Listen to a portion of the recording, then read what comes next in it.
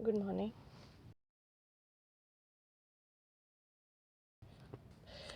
Paper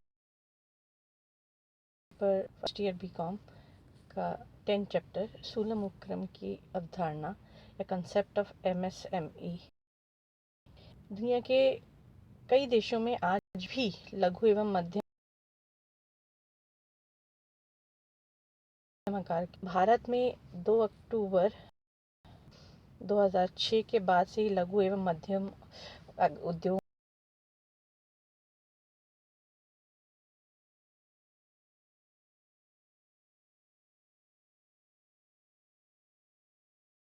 की अवधारणा लघु एवं मध्यम आकार के उपक्रमों को रखा गया है, उनका समावेश किया है जो हस्तकला, हथकरघा, खादी उद्योग इन सब से जुड़े हुए हैं। ऑफ एमएसएमई का या उसका क्लासिफिकेशन करना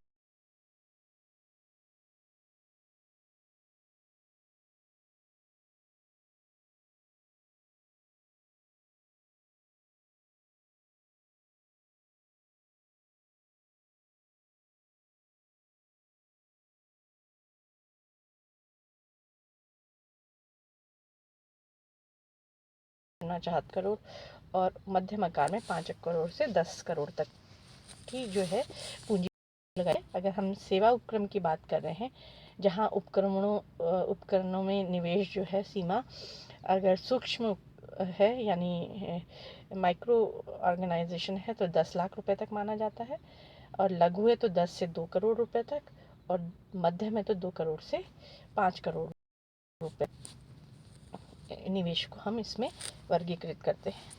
सूलम उपक्रमों की अवधारणा से संबंधित कुछ पहलू हैं, जैसे निवेश सीमा की गणना करना जो है इसके अंतर्गत आता है।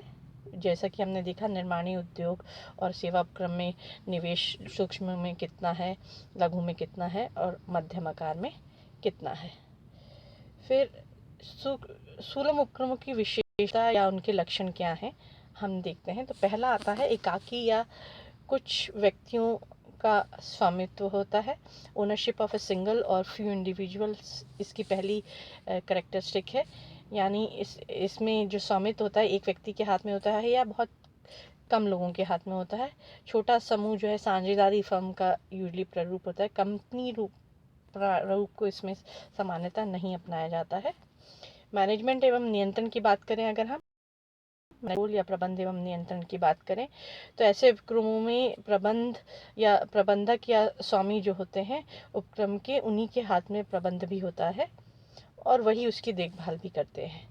सीमित निवेश होता है, जैसा कि हमने पहले देखा। सूक्ष्म उपक्रमों में 25 लाख रुपए तक, उपक्रमों में 25 से 5 करोड़ तक का होता है, और मध्यम में 5 करोड़ से 10 करोड़ तक का अगर ये निर्माणी उपक्रम है, और सेवा उपक्रम है तो 10 लाख रुपए तक का सूक्ष्म में, लघु में 10 से 2 करोड़ तक का, और मध्यम में 2 करोड़ से 5 करोड़ तक का। कहते हैं सीमित वित्तीय स्रोत। जो इस प्रकार की संस्थाएं होते हैं उसमें जो है सीमित जो है वो जो है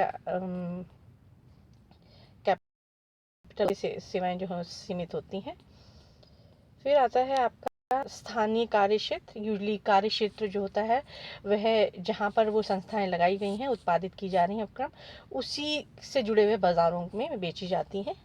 स्थानीय संस्थाएं, लोकल रिसोर्सेज होते हैं संसाधन। इसके स्थानीय संसाधन की बात करें, लोकल जो आसपास कच्चा माल पाया जाता है वही इसमें उपयोग किया जाता है।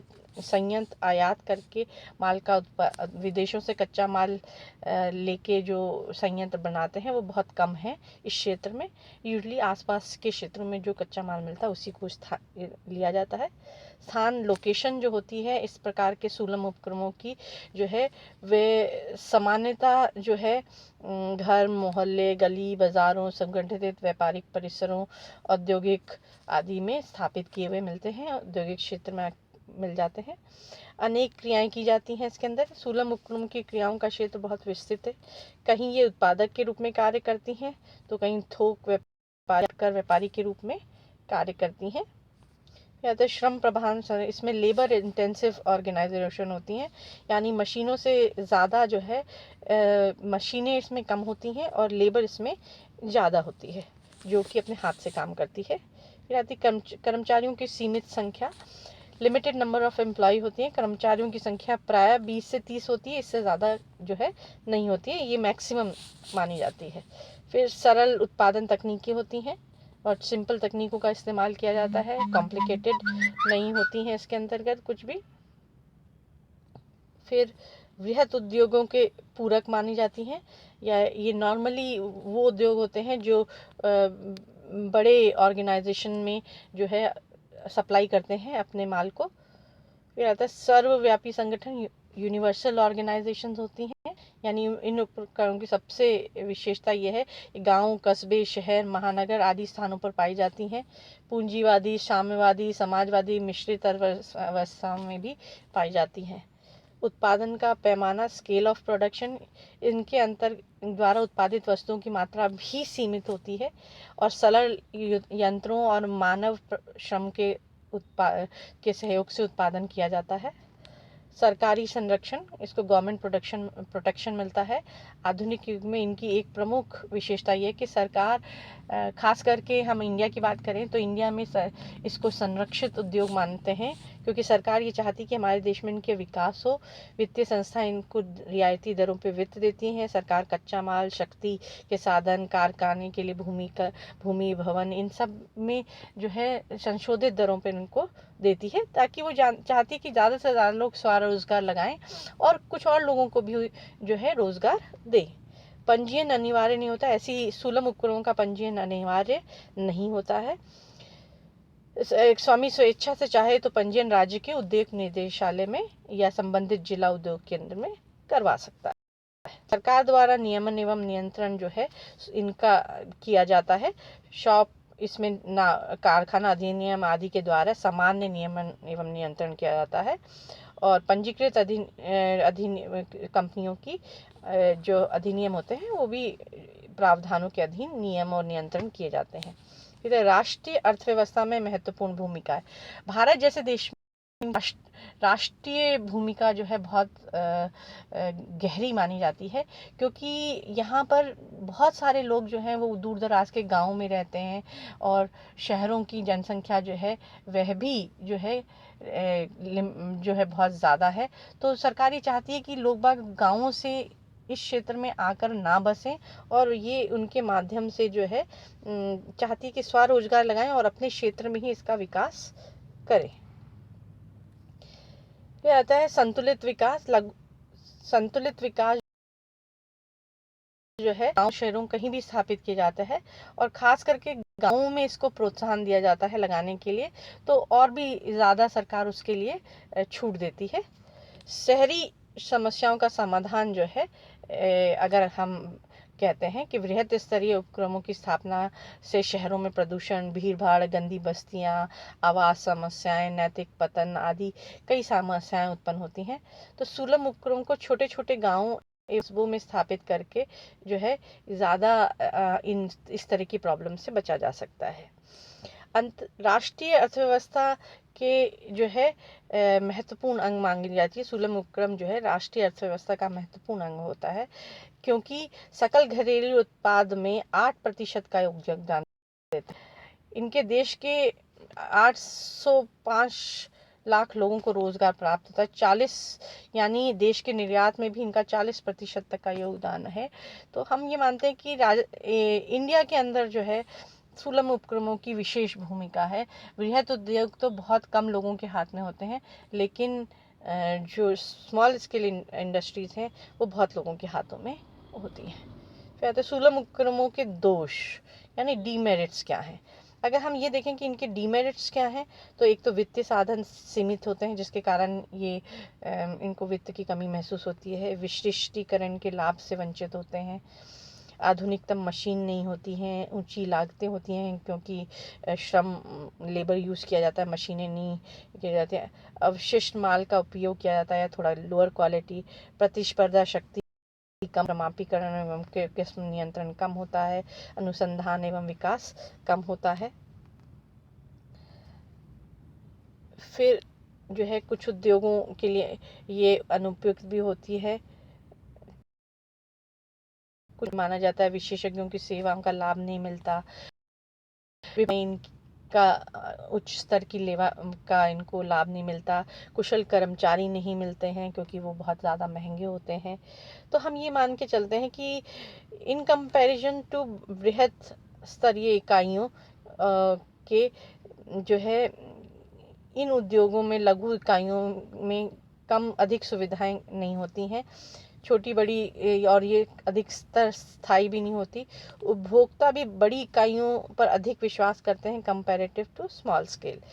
लेकिन सरकार ने स्मॉल स्केल इंडस्ट्रीज़ के अंदर अधिकतर जो है उन इंडस्ट्रीज़ को ज़्यादा बढ़ावा दिया है जो कि सप्लीमेंट इंडस्ट्रीज़ हैं बृहद उद्योगों की, या फिर वो जो है हथकरघा, हस्तशिल्प जो हाथ से ही किया जा सकता है, जहाँ उनसे, या लेदर इंडस्ट्री जो जो उन क्षेत्रों में जो है जहाँ पे श्रम का ज़्यादा इस्तेमाल किया जाता है, उनको इसके अंदर डाला गया।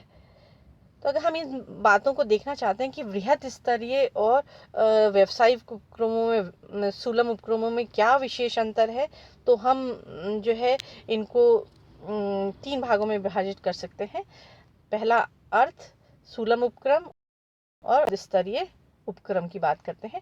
तो पहला अर्थ जो है सुलभ व्यावसायिक उपक्रम में छोटे छोटे उपक्रम होते हैं जिसमें स्वामित्व, प्रबंध, नियंत्रण प्राय एक व्यक्ति के हाथ में होता है, केंद्रीकृत होता है। जबकि बृहद स्तरीय व्यावसायिक उपक्रम बहुत विशाल होते हैं, पूंजी निवेश भी बहुत होता है और उत्पादन स्तर भी बहुत ज़्यादा होता है, कार्य क्षेत्र भी अपेक्षाकृत ज़्यादा विस्तृत होता है।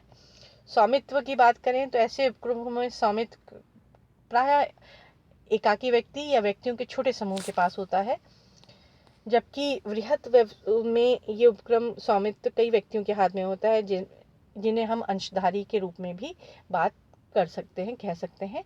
तो ये usually company, form of company होती हैं।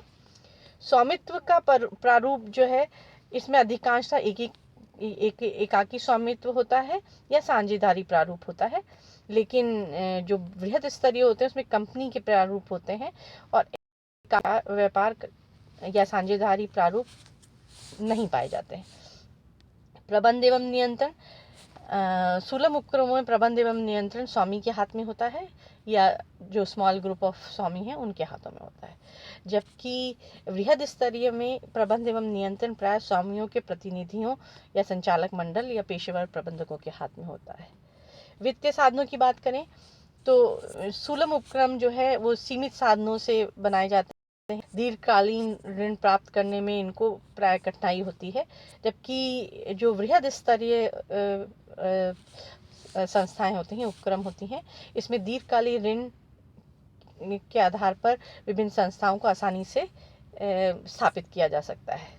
साधनों की प्रधानता की बात करें तो उपक्रमों में, सुलभ उपक्रमों में प्राय श्रम प्रधान होते हैं और इनमें प्रति इकाई उत्पादन में श्रम की मात्रा अपेक्षाकृत अधिक होती है, जबकि बड़े उपक्रमों में पूंजी की प्रधानता होती है, प्रति इकाई उत्पादन में पूंजी की मात्रा अपेक्षाकृत अधिक लगाई जाती है।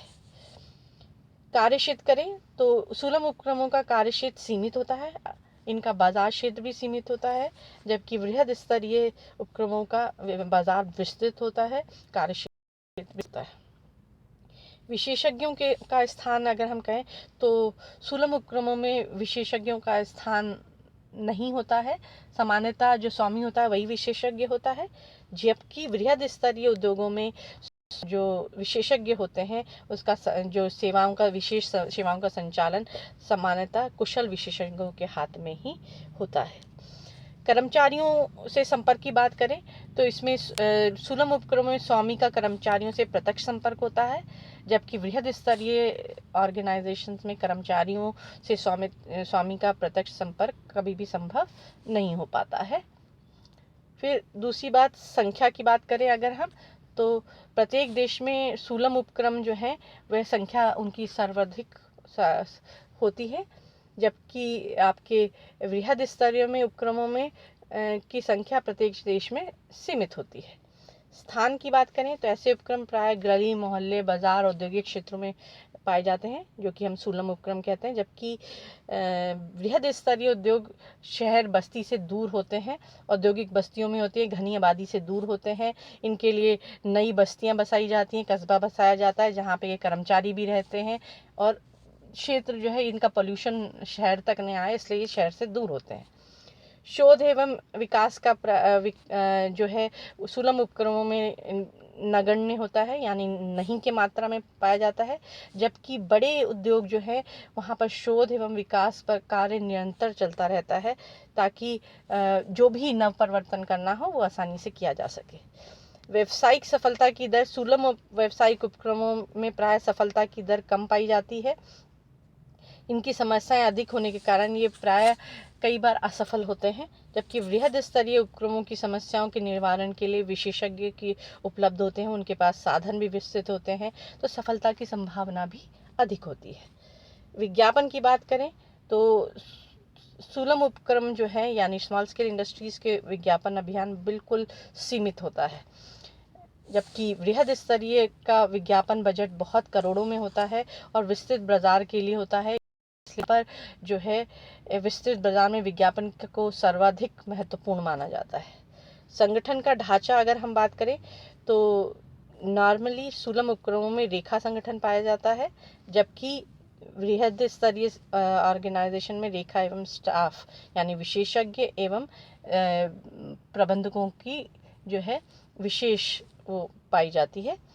तो अगर हम ये देखें कि सुलम उपक्रम और वृहद स्तरीय उपक्रमों को अगर हम देखते हैं तो उनमें हम बहुत अंतर पाते हैं। ये हमने इस चैप्टर में हमने देखा कि सुलम उपक्रमों की क्या अवधारणा है और वृहद स्तरीय उद्योगों से वे किस प्रकार से भिन्न है।